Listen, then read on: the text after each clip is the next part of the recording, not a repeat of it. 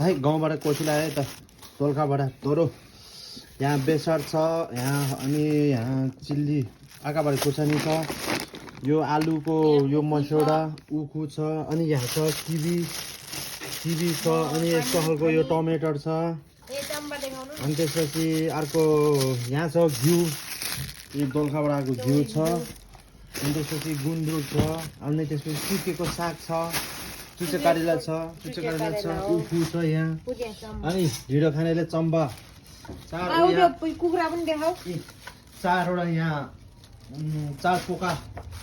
चम्बा आएको छ अनि रिगी आएको छ दोलखाको रिगी उसिनेर खानाले इस्कुस आएको छ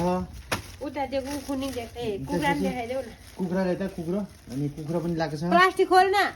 खोल्नु पर्दैन प्लास्टिक खोल्दै डर लाग्छ है सब खोल्नु न डर लाग्छ कोसिला आएको आज गाउँबाट आएको ससुरालीबाट कहिले जित्ले त ससुरालीबाट मलाई कुखुराको मासु खुवाउनु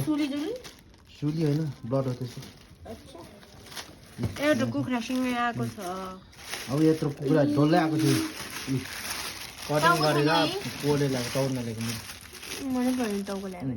पुरा एउटा कुखुरा सिङ्गै भयो डराममै छ अब सरप्पै खानुपर्छ अनि ढिँडो यहाँ छ खड्याप्पै पारेर अनि यहाँ छ करेला यहाँ छ यहाँ छ धेरै छ अनि अर्को पनि छ अब यहाँ देखाउँ यति नै